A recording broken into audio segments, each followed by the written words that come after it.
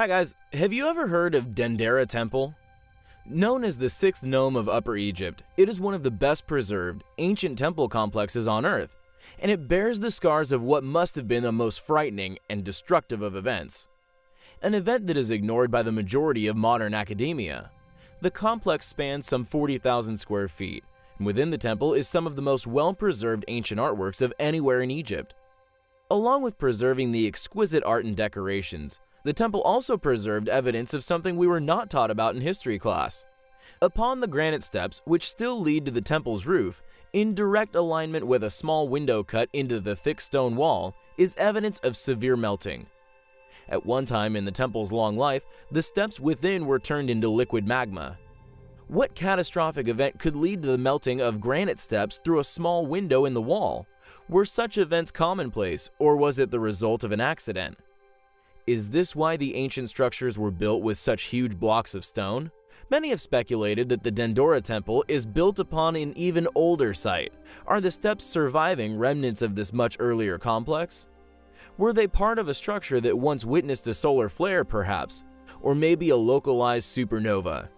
Many who have examined the steps and the surrounding area have speculated that nuclear blasts may have been detonated within ancient Egypt, or even before.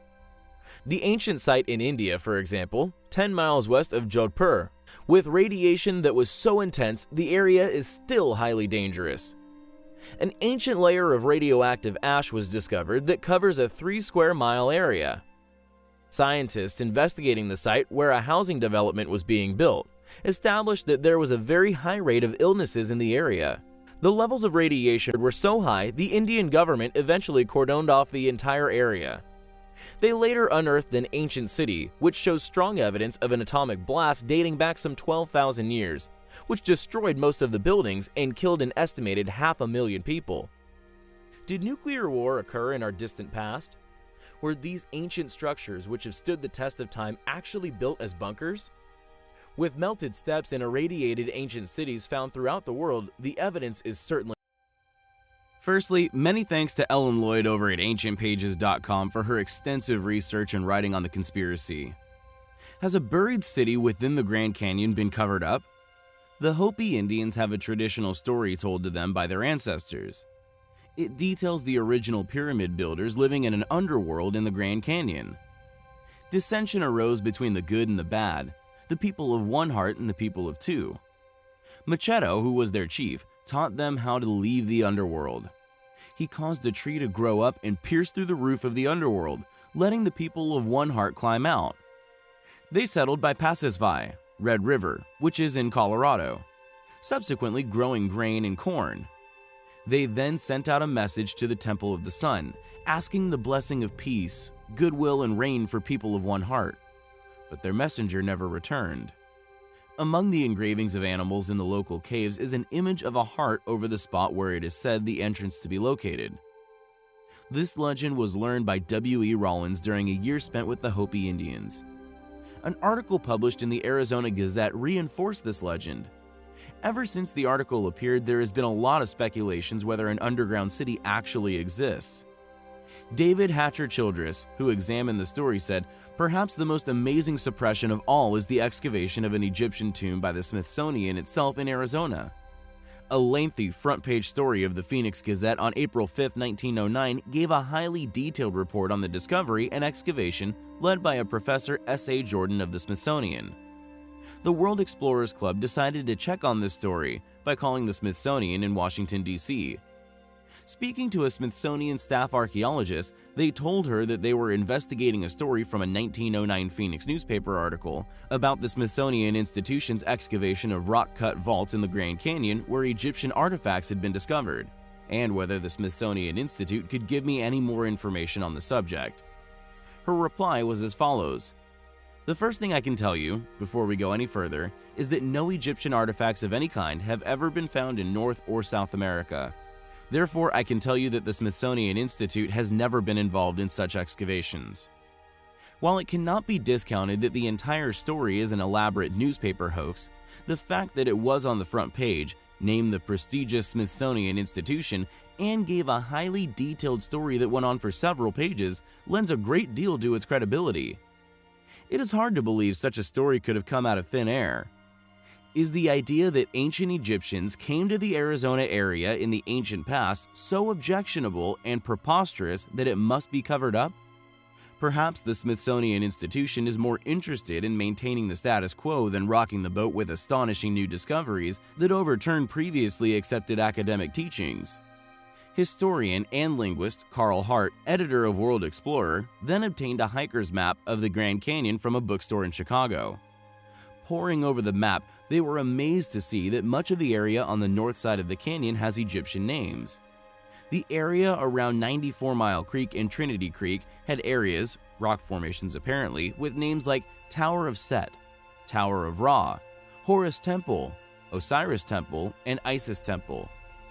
Could these legends actually be true? As always, thanks for watching, guys. Take care.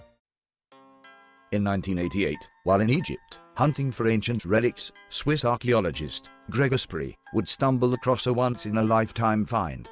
After paying a handsome fee of $300 to be allowed to inspect the grave robber's collection, he would be handed a package, wrapped in rags, and apparently with quite a musky odor. Within, he would discover an enormous mummified finger. It measured an amazing 16 inches in length, resulting in height estimates of 16+ feet for the original owner of such a monstrous digit. Spree recounted the moment he laid eyes on the finger to a local press newspaper when he released the photos to the public. Quote, "I was allowed to take it in hand and also to take pictures.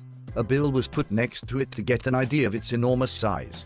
The bent finger was split open and covered with dried mold. It was surprisingly light, maybe a few hundred grams. My heart was in my throat." Some believe the finger may have belonged to an extinct prehistoric giant ape, but alas, like so many other artifacts of this nature, subsequently vanished shortly after it gained public attention. Also, the ape in question died out hundreds of thousands of years ago, and the digit of this ancient animal has never been found. We have only ever found small bone fragments and teeth. Imagine then the odds of finding a fully mummified finger from the animal within a tomb raider's collections in Egypt. They are probably quite slim. Also leaving the question as to how it ended up mummified in Egypt a tough one to answer. He returned to Egypt in 2009 compelled to learn more about it, but unfortunately, by then, the old man who allowed Spree to take the pictures had vanished, and with him all traces of the mysterious finger. If there was found to indeed have been a race of giant, highly intelligent humans that colonized ancient Egypt, it would help tremendously in explaining the construction of the pyramids. India possesses an enormous array of incredible ancient architectural accomplishments. Mind-boggling feats of ancient engineering, many of which continue to mystify modern explorers and elude modern understandings.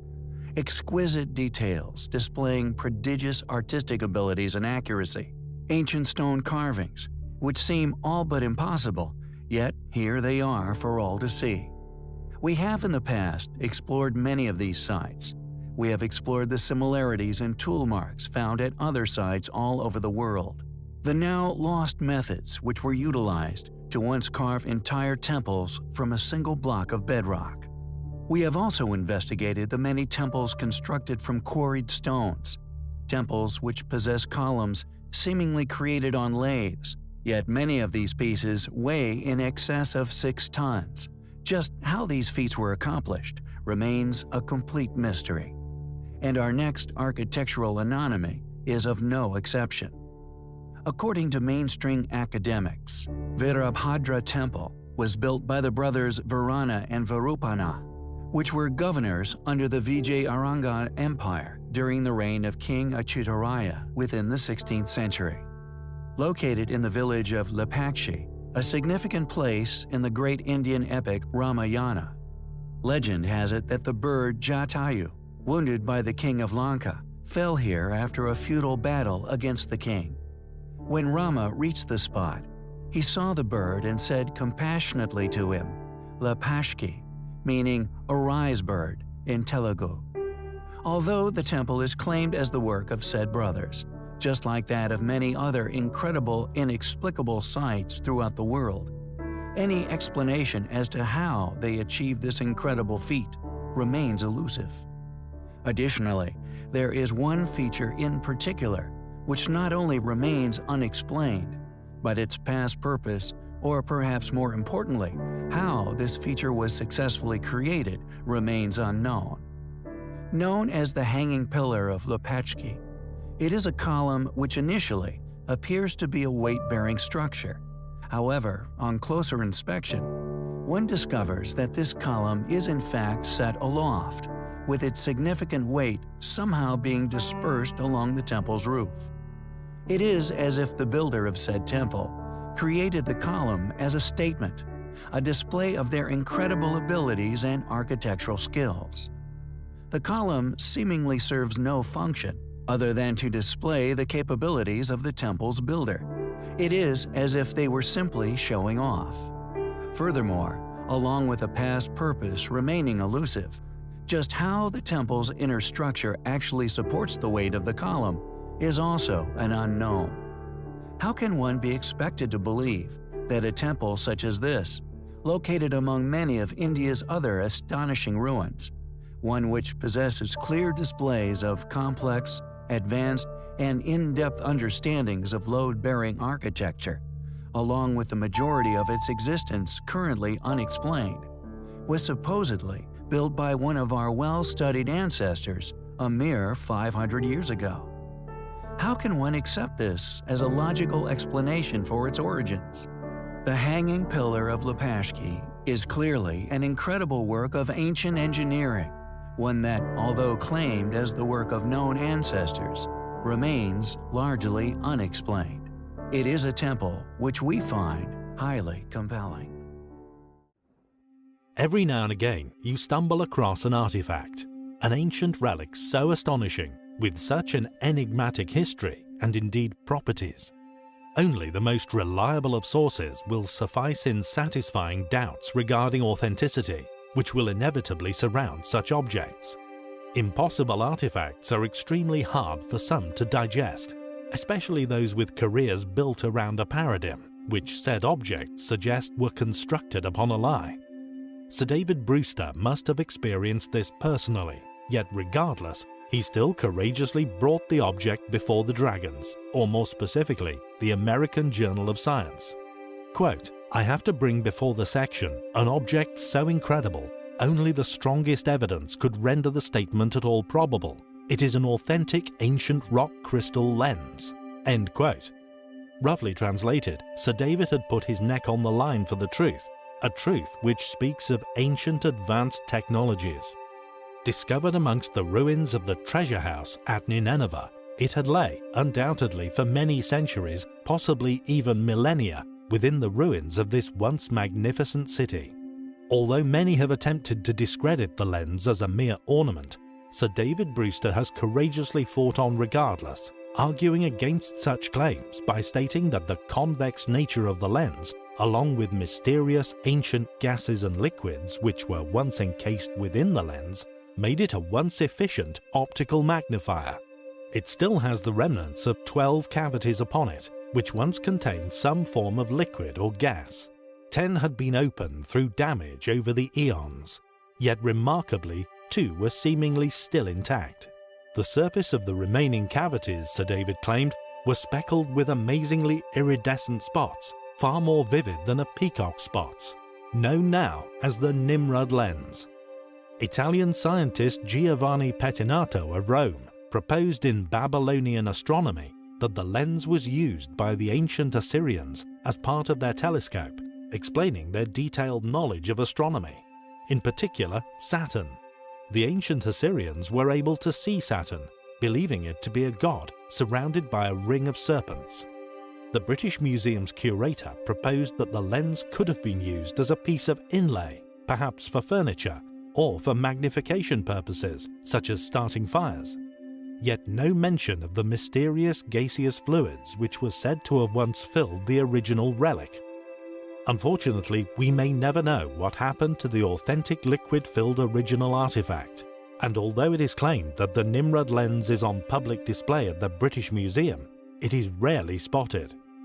We find the claims made by Sir David Brewster to have been highly compelling, though unfortunately, they may never be taken further.